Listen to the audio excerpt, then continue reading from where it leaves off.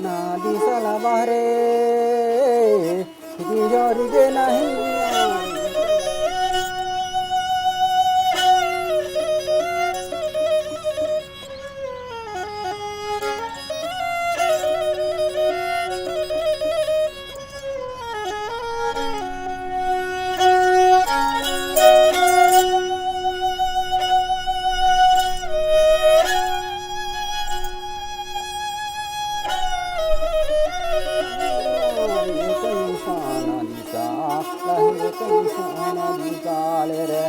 सरगुजा जिले के लखनपुर ब्लॉक के लोसंगी गांव के ये है मुनेश्वर बेग। इनके पास 5 एकड़ जमीन है।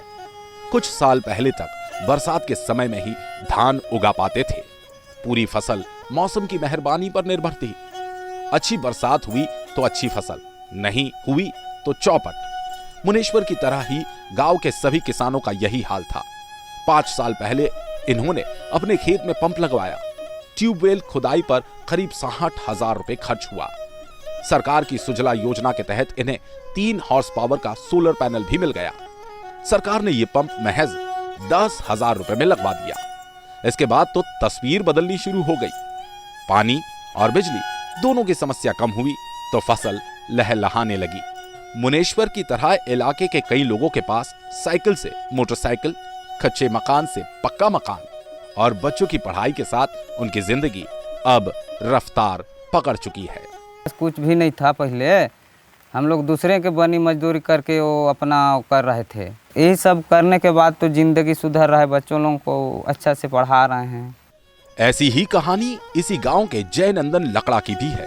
पहले उनके यहाँ बोरवेल तो था, लेकिन बिजली पर्याप्त नहीं मिलने से सिंचाई नहीं हो पाती थी। बिजली ने इनके खेत की हरियाली भी बढ़ा दी है। इससे मुनाफा भी होने लगा। जयनंदन और उनकी पत्नी दोनों सरकार की इस योजना से खुश हैं। अब दिन में हर समय पानी उपलब्ध हो जाता है, लेकिन इनके सामने सबसे अहम चुनौती बाजार की है। जयनंदन ने पानी पर्याप्त होने से गन्ने की फसल उगाई, पर मंडी नहीं मिलने से फसल खेत में ही खड़ी रह गई। 2 लाख रुपए का नुकसान हो गया। वे सरकार से चाहते हैं कि कृषि उत्पाद की बिक्री और सही दाम का भी इंतजाम किया जाए। सरकार हमारे लिए कह सोलर लगाने से हमारा काम जीवन यापन नहीं चलेगा। उसके लिए हमारे सही बीज, सही खाद, सही दवाई का हमारे लिए व्यवस्था करे। छत्तीसगढ़ के सरगुजा इलाके में बीते कुछ सालों में खेती में सुधार देखा जा रहा है। गरीब, आदिवासी और सीमांत किसानों के पास सिंचाई के संसाधन बढ़ रहे हैं। स्वयंसेवी संगठनों और सरकार के साझा प्रयासों से किसान आदिवासी परिवारों के जीवन में उम्मीद की किरण दिखाई दे रही है।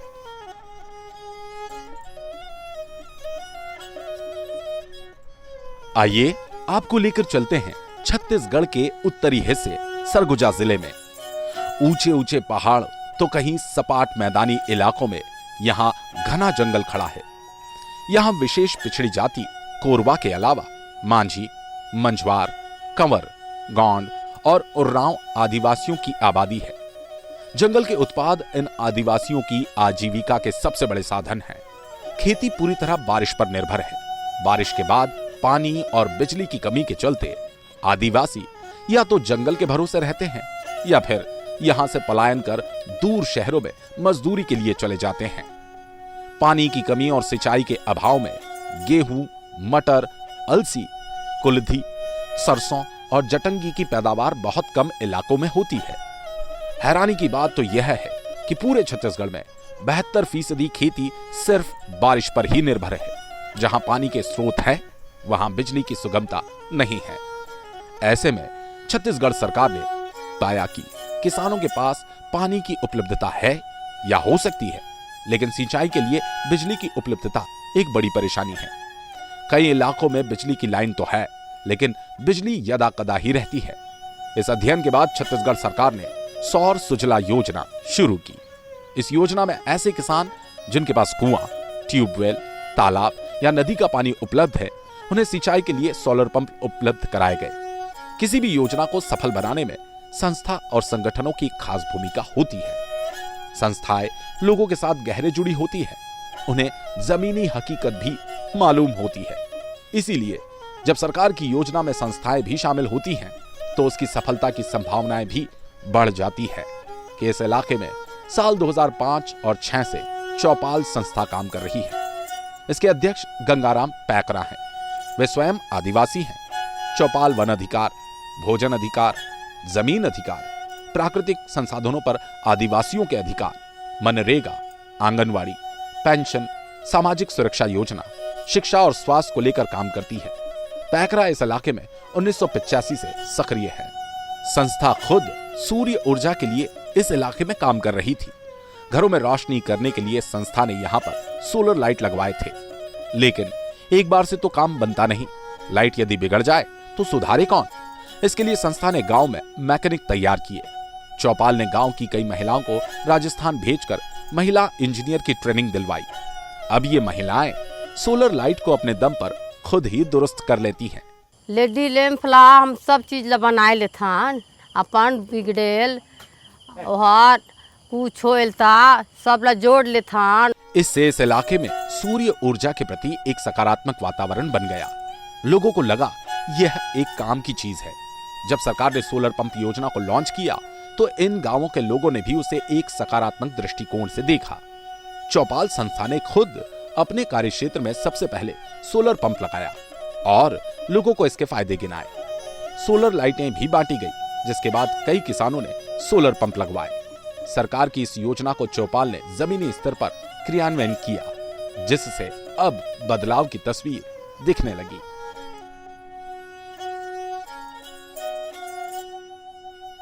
यदि खेती को बेहतर बनाना है तो कृषि में सुधार और किसानों की आय में वृद्धि के लिए सरकार और समाज को समग्र रूप से सोचना होगा।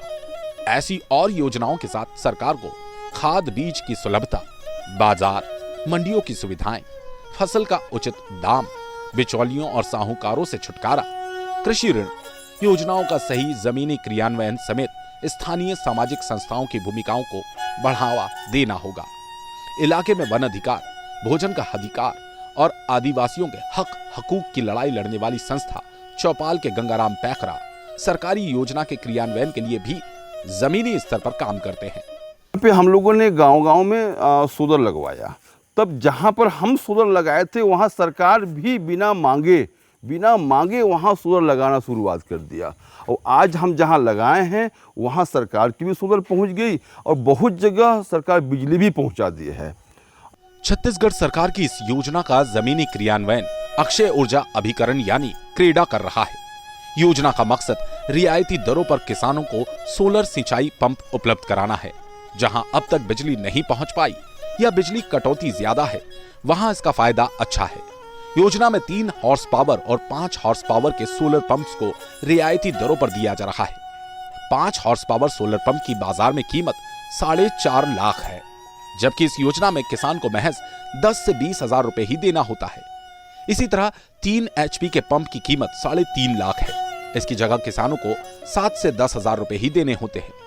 छत्तीसगढ़ के सरगुजा जिले के लखनपुर, उदयपुर, बतौली, लुम्बरा इलाके में सबसे ज्यादा किसानों ने इन्हें अपनाया। इलाके में 120 से ज्यादा सोलर पंप लगाए जा चुके हैं। अब तो लोग लालायित हैं इसके लिए, हर कोई चाह रहा है कि हमारे यहाँ लग जाए। जंगलों में बसे सरगुजा जिले के गांवों में बिजली की बड़ी समस्या रहती थी। यहाँ बिजली के तार टूट जाने पर कई हफ्तों बिजली बंद रहती थी, जिससे चाहकर भी सिंचाई नहीं की जा सकती थी। इलाके में पानी पर्याप्त मात्रा में उपलब्ध था, लेकिन बिजली नहीं मिलने से सिंचाई नहीं होती थी। ऐसे में सोलर पंप से इन गांवों के किसानों को बड़ी राहत मिली है। सोलर पंप के लगने से किसानों की लागत में भी बहुत कमी आई है। बीज, खाद और मजदूरी के अलावा बाकी का खर्च बच गया। सोलर कई जगह गांव में लगाए गए हैं, उसको देखा जा रहा है कि उसकी बिजली की बिल भी नहीं लग रहे हैं और बहुत पर्याप्त मात्रा में पानी देता है, जिससे किसान का कहना है कि बिजली से लाख गुना उत्तम सोलर है। भरकुडवा गांव के विजय लकड़ा के लिए सोलर पंप खेती में मददगार साबित हुआ। खेती में फसल लहलहा रही है। कुएं के पानी से सोलर पंप के जरिए अब सिंचाई आसानी से हो जाती है। पंचायत ने खेत के पास ही मनरेगा में तालाब खुदवा दिया। इसे यहाँ डबरी कहते हैं। इसमें मछली पालन भी हो रहा है। डबरी के पानी का जमीनी रिसाव कुएं में पहुंचता है, जिससे गर्मी में भी कुआं सूखता नहीं। सोलर पैनल की वजह से हम सिंचाई कर लेते हैं, तालाब में मछली पाल लेते हैं। रेलमा गांव में दुल्ला कुमार लकड़ा के घर में सोलर पंप ने उनकी पूरी दुनिया ही बदल दी। अब गर्मी के मौसम में भी सब्जियां और अनाज उगा रहे हैं। ताजी सब्जियां लखनपुर मंडी ले जाते हैं। अब सालाना 2.5-3 लाख रुपए कमा रहे हैं। तो मेरा लागत लग जाता है 20-30 हज़ार मेरा लगता है लागत, और मैंने मुनाफा कमा लेता हूँ 2.5-3 लाख मेरा हो जाता है। इलाके के कई गांव ऐसे हैं जहां आज भी बिजली नहीं पहुंच पाई। भुरकुड़वा गांव पहाड़ पर बसा है। यहां लोगों को पानी उपलब्ध कराने के लिए सार्वजनिक नलकूप पर सोलर पंप लगाया गया है। संस्था चौपाल ने बच्चों को पढ़ाने के लिए डिजिटल नाइट स्कूल खोला है। पढ़ाई को रोचक बनाने के लिए टैबलेट से पढ़ाया जा रहा है। इन टैबलेट को भी सोलर पैनल से चार्ज किया जाता है।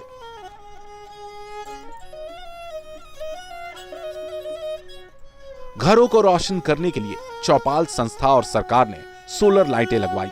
इससे छोटे छोटे झोपड़ों का अंधेरा भी दूर हुआ है। योजना का दूसरा पहलू भी देखना होगा। दरअसल इस योजना का लाभ 2.5 एकड़ से ऊपर के किसानों को ही मिलता है। छोटे किसानों को इसका फायदा नहीं मिल पाता। भरकुटा गांव के सबल मझवार उन्हीं में से एक है। उनके पास महज 1 एकड़ की खेती है, जबकि उनके जैसे किसानों को इस योजना की दरकार ज्यादा है। जमीन कम है, सरकार लाभ नहीं दे तो बनी मजदूरी करके जीवन यापन चलाते हैं। खेती को लाभ का धंधा बनाने के लिए सरकार को सभी पहलुओं पर सोच समझकर योजनाओं को तैयार करना और उन्हें सही तरीके से क्रियान्वित करना होगा। सोलर के अलावा बीज बचाने की बात, बीज संरक्षण की बात, भूमि सुधार की बात और मार्केट की बात, और साथ में खाद पर भी आपको सोचना होगा। सौर सुजला योजना कई मायनों में उपयोगी है। इससे आलू और अदरक जैसी नकदी फसलों से किसानों की आमदनी बढ़ी है। आदिवासी किसान बाजार से जुड़ा है।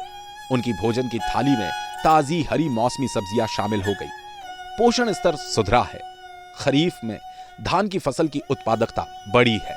उनका जीवन स्तर सुधरा है। बच्चे अच्छे स्कूलों में पढ़ने लगे हैं। कुछ हद तक पलायन पर रोक लगी है। जिन दूरस्थ व पहाड़ी अंचलों में बिजली की पहुंच नहीं है, वहां सौर ऊर्जा से संचालित सोलर पंप से पीने के पानी की समस्या हल हुई है। पहले इन्हें दूर दूर से पानी ढोकर लाना पड़ता था। मवेशियों को हरा चारा मिलने लगा है। जलवायु बदलाव के दौर में वैकल्पिक सौर ऊर्जा का सार्थक उपयोग है। कोयला और पेट्रोल जैसे संसाधन सीमित है।